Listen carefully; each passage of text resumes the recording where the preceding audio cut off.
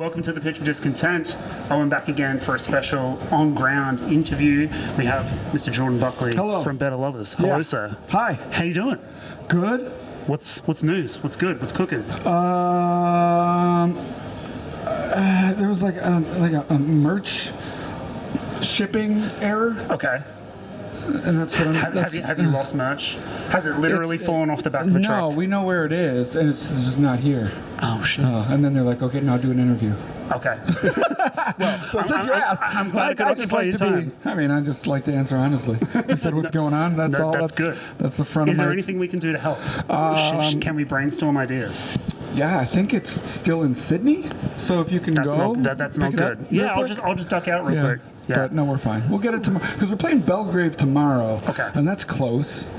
So I feel like maybe it'll just give people an excuse to go to Belgrave tomorrow to maybe to grab the merch. maybe if it's like, hey, you had the one vinyl, but not both of the vinyls, so I'll come to Belgrave now. Can you just like be at the desk and show them on the phone and just be like, that's what you're buying. Here's an IOU. You can come pick it up tomorrow. Cool. Yeah. Okay. Yeah. All right. Yeah. Little personal handwritten note from Jordan. Yes, please come tomorrow. I think it might be sold out tomorrow, so that's gonna be a problem. Well, that's maybe dope. They'll just drive up for the merch. Yes.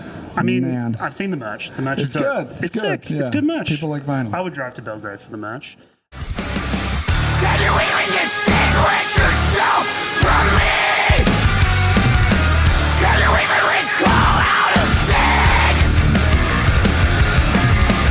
Can you pull out the tube you suck on to feed?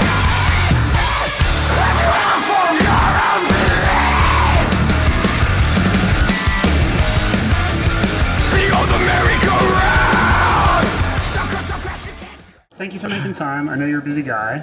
Yeah, sure, yeah. I have a burning question to ask. I've been standing here with Chris getting set up, and I've been looking over at the bar over there, and they have the wet ass pussy shot or the cheesecake shot. And I want to know, what are you picking? Wet ass pussy or cheesecake? That's what WAP stands for? Yeah, that's WAP, the wet ass pussy. Oh, finally. I just finally. This is the burning question. I'm doing what depends. I'm in mid-dry January, so I would decline both. Okay, fair enough. Yeah. What's your drink of choice for dry January? Crystal clear water. Crystal clear water. Okay. I'm not, there's this mushroom coffee that's like my algorithm got me. Okay. And it's like, you need this coffee for your gut and for your health and for your skin. I think I've seen a YouTube ad doing the same thing. It got me. And I like literally, I don't even know what it's called, but if I did, I wouldn't say it unless they sent me a free bag. I go to Target, and I got the bag, and I brought, for the first time in my life, I brought coffee with me. That's crazy. Yeah, it is. Is it good? Yeah. Okay. What? Did you not just hear what I said? Why would I do all that if it was bad? Well, you got influenced, so like... Oh, no. Sometimes you get into those things and you're like, why am I doing this? No, this is not one of those things. Okay. No, I'm not that easily influenced. Okay, I feel you. Yeah. Usually, I'll try shit. If it's on the algorithm, I'll be like, I don't know. Yeah, I've definitely been influenced a time or two. I bought some coffee based on an Instagram ad because it was cinnamon donut flavored. And I was like, can it really be cinnamon donut flavored? And like, kind of, but it was mostly just coffee, tasting bitter and it was warm. So. Yeah, I like the cookie dough flavored oat milk that they got back where I'm from. Okay. Maybe it's here. It seems like it's universal. I'm sure we could find some. That's what I prefer. If there's any Better Lovers fans out there, hook him up. Get cookie dough flavored oat milk. Looky dough. In Belgrave with the merch. Looky Lou. Yeah, just bring me some coffee, some merch, and we're fine. Yeah. This is the first debut run of Better Lovers Down Under. You guys have been cooking for a while. Yeah. Why did it take so long to get down here? That's a question for the promoters, I suppose. This is true. Yeah, we've been trying, and we're grateful we're here. Yes. And it's actually nice because this is kind of like the end of our, I don't even know if you want to call it a record cycle or what, but we've been like pedal to the metal. You've been pushing that record hard. Yeah, but even before the record came out, we were touring hard when we had 4 songs out. Yes. Which is not common. And people now actually you've got like 20. It must feel crazy. 18, yes. Well, plus all the ones that we didn't put out yet. Yeah. And so this is finally time where we're just like foot off the gas, cruise. Yeah. go finish up some more of our songs. They're very, very, very good. Because I think I've said this, if you've seen an interview with me recently, I feel like I've said this before, but living in a band is living in like a time warp where you write songs and then you bring them to practice and then you demo them and then you record them and then you wait for them to come out. And so by the time they're out, you're done with them. I mean, they could be 2 years old to me. They could be 3 years old to me. But they're brand new to other people. And so, you know, I'm just very hungry to get going on writing new stuff, even though this is technically our first time here. This is like the nice, you know, a nice little finale. Yeah, a nice little send-off for the record. A nice little victory lap around Australia. And so I'm glad it worked out this way. I'm glad the last touring memory for, you know, because our calendar's pretty light this year. Yeah. So I'm really glad that the last memory will be Australia. Yeah, nice. You touch yourself a lie that you repeat out. You touch yourself a lie that you repeat out. You touch yourself a lie that you repeat out. You touch yourself a lie.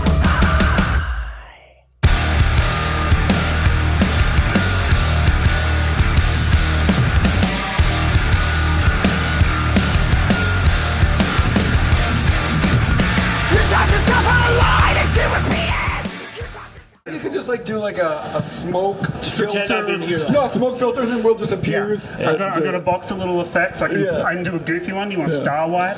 Yeah. Star Wipe box glitch. I like can do your a- explosion bit. Okay, all right. Sound effect is I good. might have to fork out some money for that one. Those aren't. We No, got go a to box. CapCut. It's We got a only good one. Yeah, $9.99 for the month. Yes. And you get free explosions. In case you haven't noticed, Mr. Will Putney has you doing? joined us. Sorry, He's I'm late. back. That's all right, brother. We hear you got things to sort out. All So- good. Sorted. Sorted. Okay, Yeah. sorted. We're The professionals. man's on it. Yeah. We're professionals. We're about to have a fucking ripping show. Yep, everything's great. The missing posters won't even cross my mind once I'm on that stage. Nope, not at all. Speaking of being on the stage, Jordan, you were saying just before Will arrived that this is kind of the tail end of the tour, but also the tail end of the album cycle. How does it feel to get up on stage and kind of bring that chapter to a close? Looking forward to what's next. Me or him? Who wants it? It feels good. It feels good. Will you take the ball? I'll take the ball. Okay, I'm happy where we landed here. Yeah. We definitely got to do. We probably did more than I thought we were gonna do in this amount of time. Yes. You know what I mean? The stuff kept popping up. Hey, do you want to do this tour? Oh yeah, we'll do that. Oh yeah, we'll do that too. All of a sudden, we kind of got to lap the world, and finishing it in Australia is awesome because it's sort of everyone's favorite place to be, especially in the winter in the States and stuff. So I imagine it's pretty brutal back home where you guys it's are. like the Fahrenheit difference is about 100 degrees. So we were I'll let turning up you- the temperature for you here. It was fucking cooking yesterday. Yeah, it was. So, but it was nice. Yeah, it feels like we did a lot with not so much. Yeah. You know, like only having 18 songs in the world. I think it is. Yes, Like, yes. very fortunate. So I kind of ended this. This is ending in a good spot for me, where I feel like, cool, we checked the box for this record, and now we get a nice break. Yeah. Jordan, you were kind of alluding to some of the new stuff that you're working on. Can you give us a little kind of like teaser of what you guys have coming? That's good. That's good. That one's good. That's pretty good. Okay, That's pretty thanks. good. Yeah, you'll like it. I mean, I'm glad you like it. In terms of like moving on from that first record, where are you guys taking the Better Lovers sound? Are you dialing down? Are you going further afield? What's the creative vibe? Yeah, we just let that come out. When I write, it's more of like a what wants to be written, what wants to come out, what's needing to come out, versus like more of a sit down, put down, like, you know, pick bands that I want to have the feeling of. You just got to be authentic, and sometimes you gotta go off your own emotions. And the vibe's pretty good, so it's like. It's hard to sound angry when you're not, but it's also hard to sound lighthearted and fun when you're not. So I like to just show up to Will's with a bunch of stuff and then just kind of let it happen the way it's supposed to be happening. Yeah. Will? I'm a little all over the place with my pile right now. Yeah. I mean, I know you got fingers in a lot of piles, my friend. I'm just having fun writing this stuff because I just feel like this band has a lot of range that I've never really gotten to explore as a guy in a band, you know? Yeah. So I just keep trying stuff to be like, am I good at this? Can I do this? Can I write a song like this? Can I do this? So I'm still doing that. And it's a little all over for me right now where I'm like, fuck, I just did like 7 different types of things. But I'm starting to enjoy that, and it's making me want to kind of just keep going that route. It's also nice to be able to have the ability to. I like when you put out a record and if it's 10 songs, it's 10 songs that sound completely different. I like that, but they flow. Not like what is going on, but you know, if we're like, okay, here's the song that's gonna get us on a metal cruise, then we're gonna write that one song. Yeah, because you know that's the goal. That's the goal. The Hawaiian shirt banger. Let's go. Right. No, and then you got that's what I just really like going in with. I mean, if you listen to Highly Irresponsible, I feel like those are 10 songs that don't sound like each other, and so that's at the end of the process. That's the goal. But going in, it's kind of fun, and it kind of narrows itself down because then you can go like, we got like 4 songs that are like warp speed. Maybe we should like slow it down on this next one. Stuff like that. You know, you weed it out, or you can be like, you know what? Let's make an entire album that is warp speed from beginning to end. It just whatever happens. I'm sure you'll kill it. We believe this isn't all we were made for. And we believe this isn't all we were made for.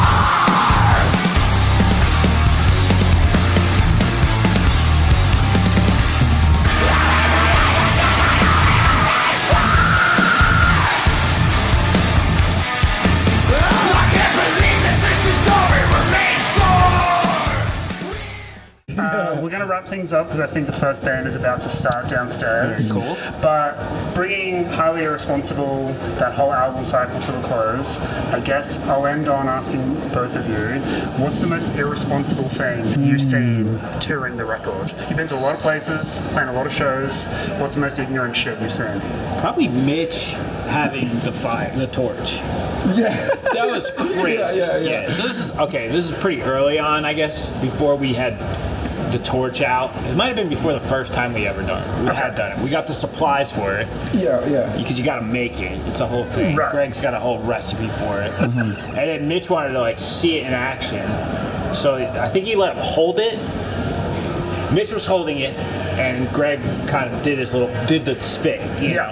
And Mitch panicked and dropped it, and it rolled under the the RV. van, the RV. Oh, fuck. So, I mean, we were like, honestly, we were like seconds from death. That is highly irresponsible. Yeah, so it it's was like 2 horrible. left. There's a funny video of it somewhere. Maybe we'll send you a little clip. You can cut it. Okay, yeah, I would love that. Or maybe, God bless him, but our last driver in Europe, like the first day he hit a parked car, and so maybe it was irresponsible of us to hire him. Or stay with him for the length of the tour. Did he stay the tour? Yeah. Okay, We gave him 30 chances. Yeah. hell yeah. Very, very forgiving guys. Gentlemen, thank you very much for coming through. Thank you. This was dope. Thank you. Appreciate it, man. Hello, Owen popping in to say, please sign up for the TPD Patreon. This is what helps us keep the lights on and keep the show going. The link is at the bottom of your screen right now, patreon.com/tpdpod. All of our patrons get exclusive access to Side B of our roundup episodes, so you get a few extra tracks, as well as our feature album discussion and the full show experience. Our patrons also get exclusive access to behind-the-scenes, off-the-cuff chit-chat from all of our guest episodes. But the patrons are the ones who make all of this happen. For as little as $5 a month, you can sign up to the TPD Patreon, and it really helps us out, really helps us keep the show going. So shout out to all of our patrons, shout out to our executive producer patrons, you're the real ones, and thank you so much for watching the show.